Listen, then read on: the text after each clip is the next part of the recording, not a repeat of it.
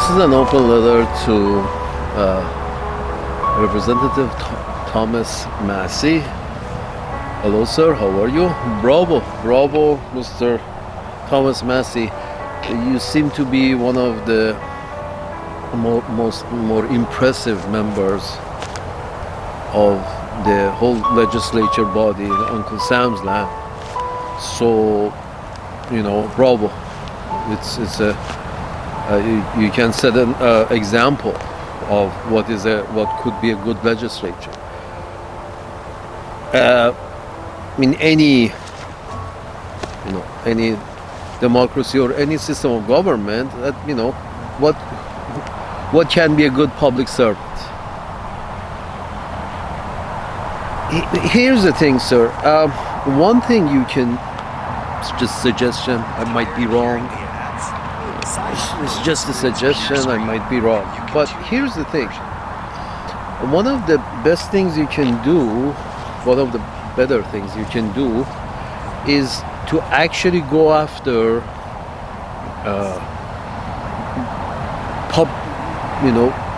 put it to public vote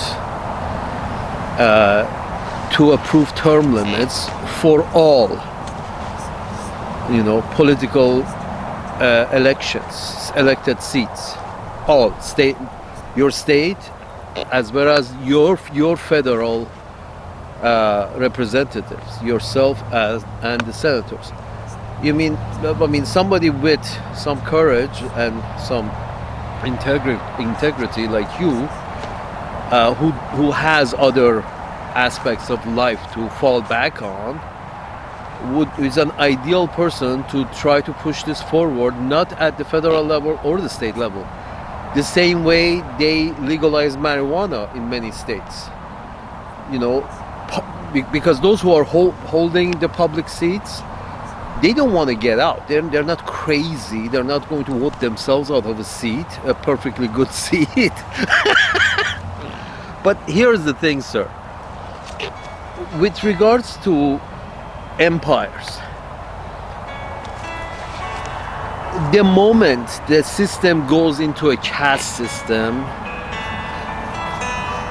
the moment free men or equal opportunity men move into a caste system, is the moment of the downfall of the empire, and the empire will not rise until it goes out of the caste system. You see what I'm saying? Through different means, either by sit down and let's talk about it, or through revolutions or evolutions or whatever. When they break the caste system is, when they come out of the dark ages. And here's how this is related. When there are no term limits, you will eventually end up with a political caste system. The political class becomes the first caste. The upper echelon, the kings, they are, more or less above the political class because they own the political class. Imagine it as the royalty. The Mars royalty and the Walmart royalty. These are the royalty. These are the kings and the queens, and the political caste works for the kings and the queens, the rich people. And then through, and there is also the vision of, the people in small commerce, the petty traders, and then whatever remains at the bottom.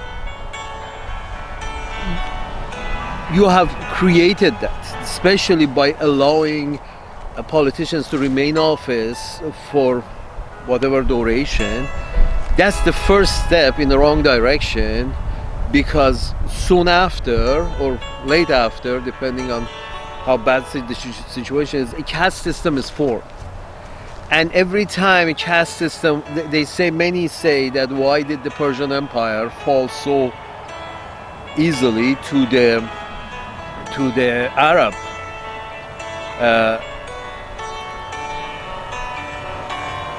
Empire or Arab groups that were coming to fight the Persian Empire, and the most obvious answer that stares you in the face is the caste system. That at that time, because caste system, nothing good comes out of caste system. Nothing good comes out of, determining one person, however stupid, can be the king, and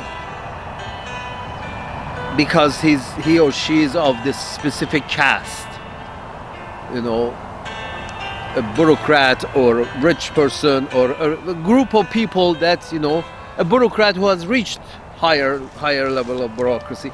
My point is this, in approved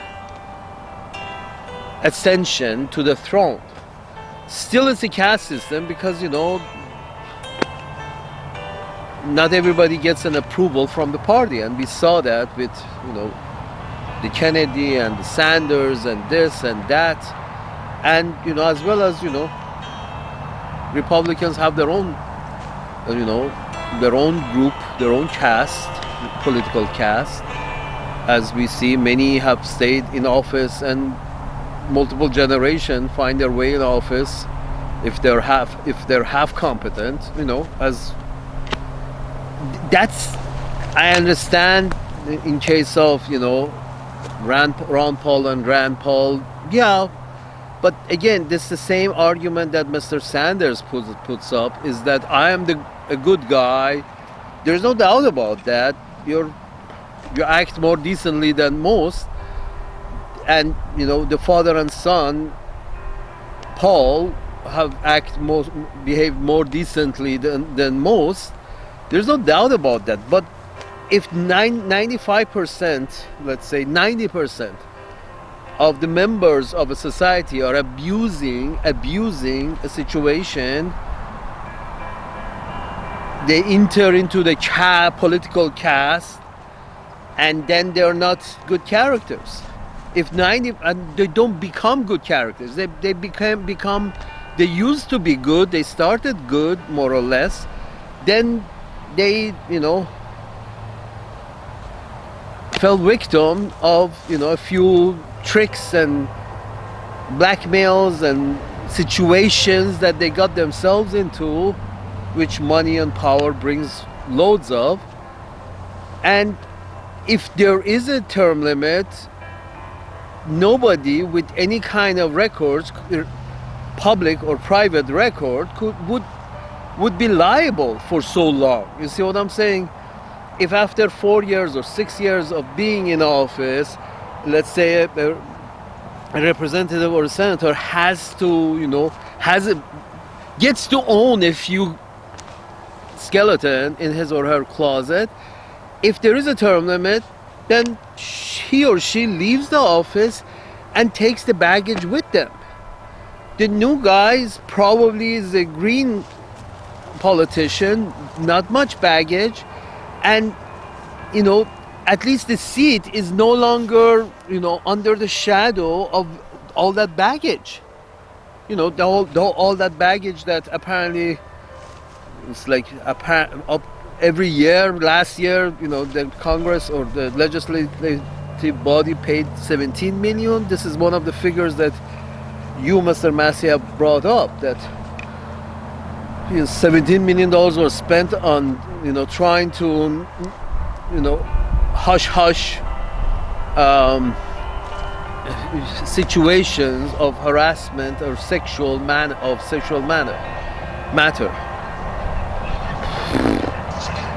Well, if politicians have a 2-year term limit, two-term limit, not 2 year, 2-term limit. Whatever their term is 2 years as representative or 5 years as senator, doesn't matter. 2-term should be the limit. If it's good for the presidency, it should be good for the all other elected bodies. 2 terms. Whatever that duration of that term is, that's fine. Keep it as it is, but make it two terms. End of story. If you want to still be a representative, okay, you have to go change your state. You no longer can be a representative from, Arizona. You have to, if you go to Nevada and try to be elected there, if you want to still insist on being a senator, which normally doesn't happen. Then people move around in other elected seats. That's better, because if you have some blackmail shit from lobbyists at the federal level, then when you have to, by law, you have to leave your seat, maybe those blackmailers have no interest in your state politics, so you take a state political seat. You take a political seat in state, and no longer those lobbyists are going to be bothering you with any blackmail. But I say you, I mean you as in not you, sir, as in general. The 95%. So you take your baggage with you and you're done. The system tries to stay clean. Imagine if at least a quarter or a fifth of the House of Representatives every year would be green politicians, just like you. First term, we get 2 terms. Okay, this is my first term, and I'm going to be another here for another term, and we're done. That's how you keep the system clean. And then the lobbying would by itself become obsolete, because there is no use of investing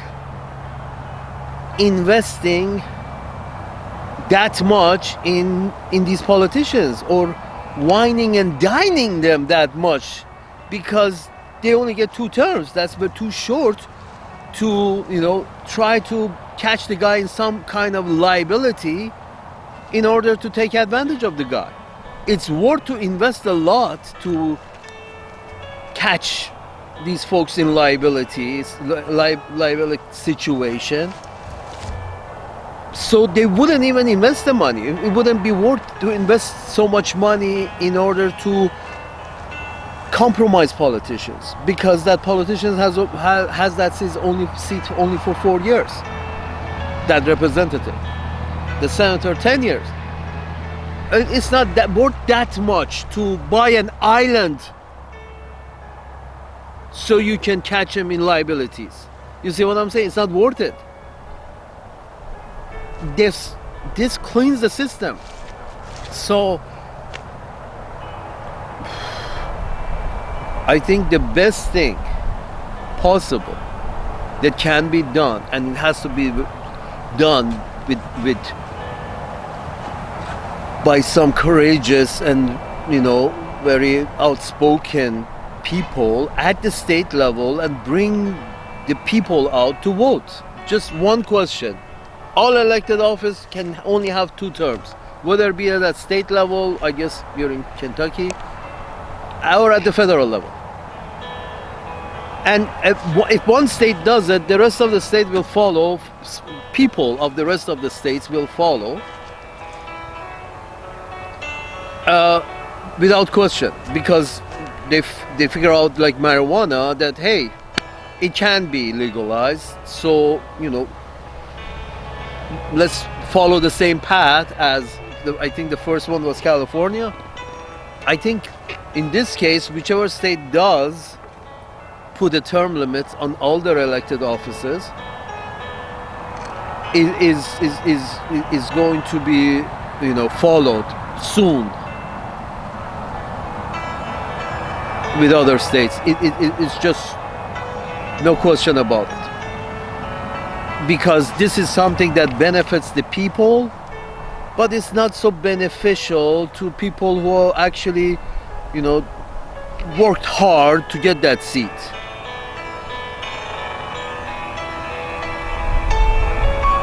Salute.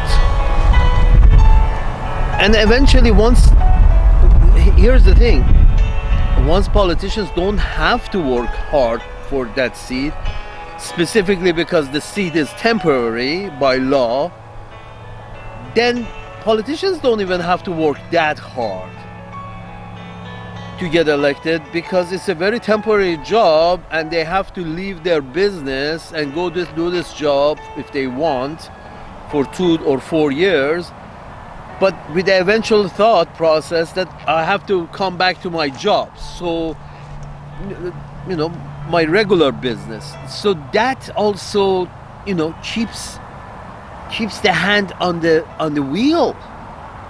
Imagine the guy is a business owner, he's got 20 employees, a car wash with 20 employees. He's going to be pissed, and he is pissed, if the employees that he can afford to get, although they have graduated, but many of them have difficulty reading, although they got a high school diploma. He imagines such a guy with a car wash, 20 employees, half of them cannot read properly. If he has a chance to go to the house for 2 years, all his concentration is going to be, why the fuck the people in my state get to graduate but aren't able to read or count or know where Greenland is.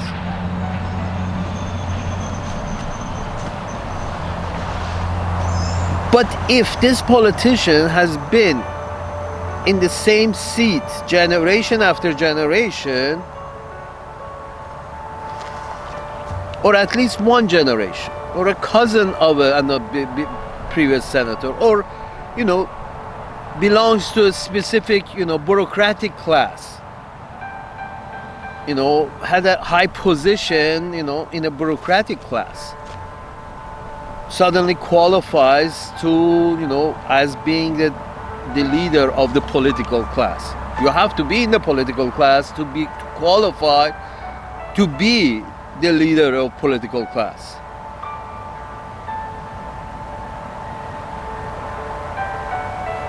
All except a few, once they find their way into the political class, they want to remain forever. Therefore they lose touch with home. They don't care if people back home, the youngsters, can read and count.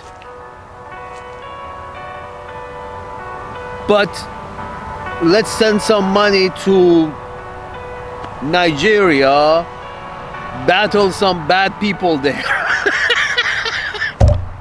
Salute.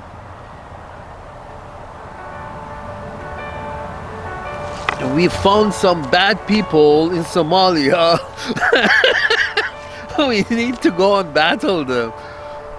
I mean, bad people are everywhere. If you want to go look for them, you don't have to look far. You don't have to go to Somalia to find bad people. You can go to Beverly Hills.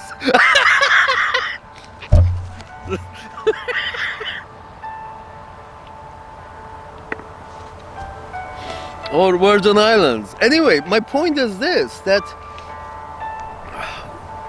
it's a joke if somebody has no term, if these folks have no term limits.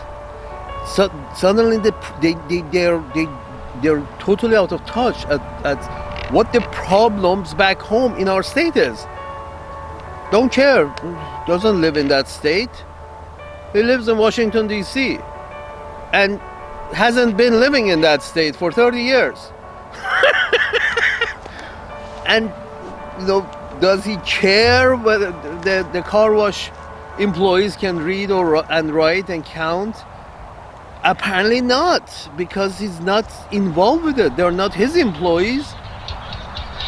They're somebody else's employees, somebody else's problem. And that guy that car wash owner doesn't have enough oomph to move me out of the office. Oh. Okay. Then this system goes up and up and up and up the ladder, and you find out that there are only, like, for example, 3 people in a state that have enough oomph that wherever they put whoever they back becomes the candidate of the Democratic Party, and there are 3 or 4 or 2 people in the whole state who have enough oomph where they put their weight behind a certain person, it's for sure that that person becomes the candidate, at least. May not win the election, but will become the candidate. That's the whole story behind Mrs. Clinton. I have enough oomph behind me that I will become the candidate. This is caste system, sir. The reason China, you want to call it communist, socialist, whatever you want to call China, but one thing you have to agree that the main reason China was able to break out and become, productive at least, and now successful, is because they got through that the revolution. You want to call it communist, you want to call it Maoist, you want to call it whatever you want to call it. Through the revolution, they broke with the caste system. The caste system was holding them back. Caste system, nepotism, people who don't deserve to be in positions, so they find themselves in those positions, and the whole train goes out of rail. There's a train derailment. I mean, George W. Bush created train derailment of Uncle Sam's Land. It was just the train got derailed. Why? Because he wasn't a competent leader.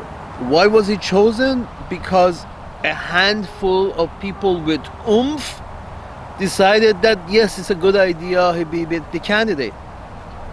Does he or anybody around him or even those rich people have any long-term views on things?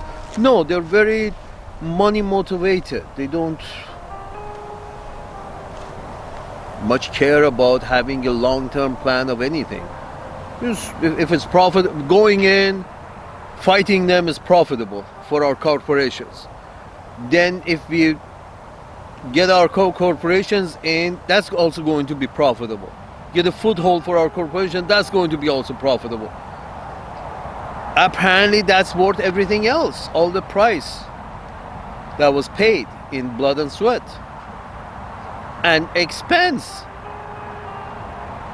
Again, this happens because there are a handful of people with oomph that apparently can get people into offices.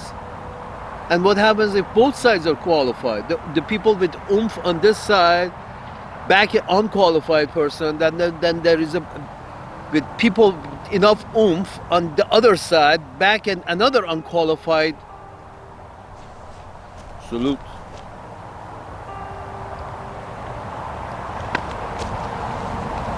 Now, this is, a presidency. Okay, but at least at the legislative level, if there is term limit, people with enough oomph don't even want to bother anymore because it's too difficult to rig. Let's put it this way, it's difficult to babysit. Sitting with adults is easy. You sit, you talk, you play games, you go. Babysitting kids is difficult. You see what I'm saying? So the point is this, that lobbyists, people with oomph, rich people, they don't want to bother committing any libelous act like trying to corrupt a first term representative or a second term representative, because person may have some integrity and may actually scream and yell about them and their presence, their corrupt presence, and things may become real bad. The situation may look really bad for them. It becomes a libelous situation. So these corporations probably won't even bother to buy representatives because their terms are so short. On account of they may start screaming about being approached to be corrupted, and then becomes Madison Cartwright situation. So my point is this: the best thing is just 2 terms max. It won't be worthwhile of those people with oomph to try to buy any politicians because of the term limit. No term limit, no problem. It takes a while for the corruption to set in, for the corporations to try to get a feel of the guy, what he's into, what are his likes and dislikes are, how we can get into on his good side. And eventually, if the seat is held for 40 years, that politician is probably is in first name basis with a handful of people with oomph at the state level and a handful of people with oomph at the federal level. And then pretty soon, when there is this, imagine the senators in the Persian Empire, imagine the senators in the Roman Empire. I mean, those who are there for 40 years, 30 years in the Senate, in the House, they themselves are no longer politicians, they're bureaucrats. You see what I'm saying? High-level bureaucrats. They know the laws and how to avoid some laws by just knowing the thing. That's not a good thing. It's not. It doesn't solve any problem for anybody except themselves. As we know, there are a lot of very rich politicians who didn't start very rich. Well, eventually after 20, 30 years of doing something and having access to so much information, eventually people will figure it out how to use the information to get wealthy, the information they have access to. But if a politician is in and out within 2 to 4 years, there's no way that politician will be informed enough, being selected as part of committees. That means, I'm sure many people are breaking arms and knees trying to get into these select committees because it's really, at least financially beneficial.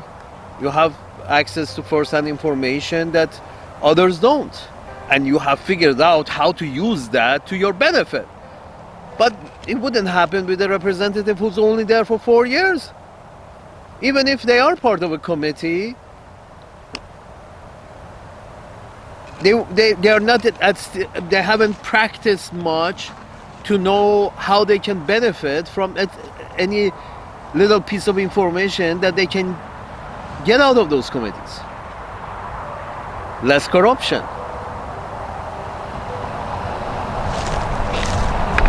Salute.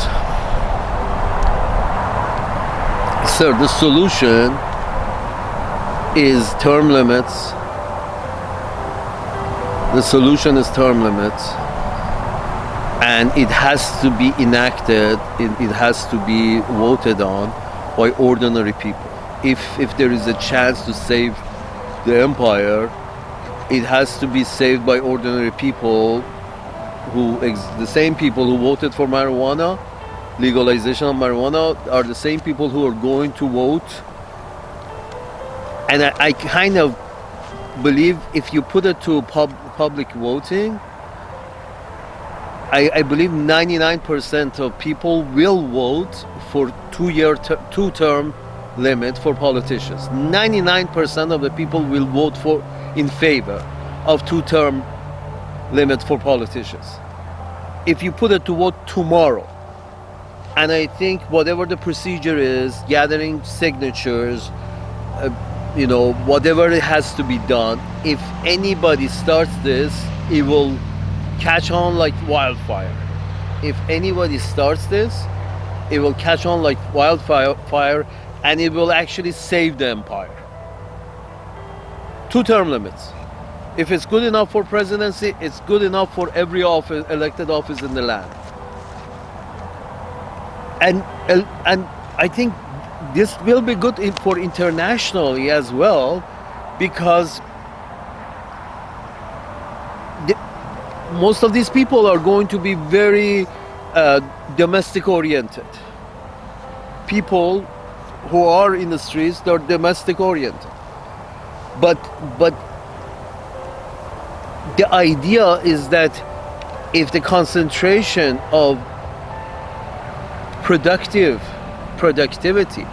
power, the concentration of wealth, if it's not so much towards international intervention, mostly militarily intervention, that added productivity, that wealth will find its way to domestic matters, to fix domestic issues. So what is good for international community is also good for the domestic community. They get peace and quiet without being, without a new group of bad people,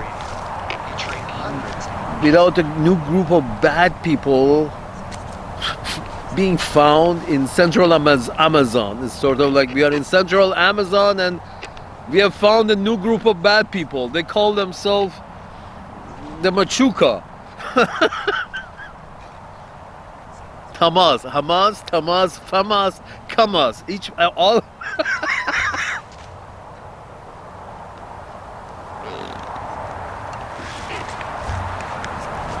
When there is less concentration on this international skirmishes, which are all self-created, from supporting the jihadis in Afghanistan, that at one point they were in our benefit, and then they became was it also beneficial for arms manufacturers?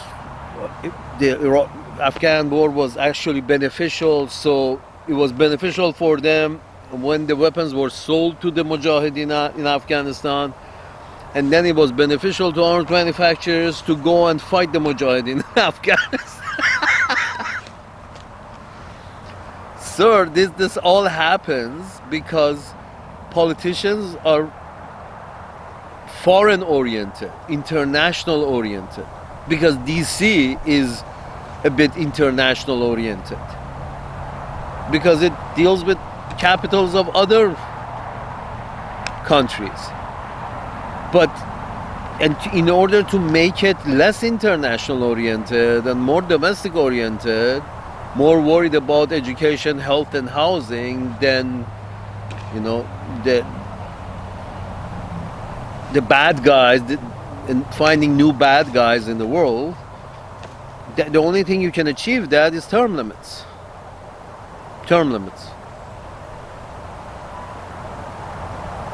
Please, if you do this, I think you will be certainly mentioned in history books, that this is the guy who prevented the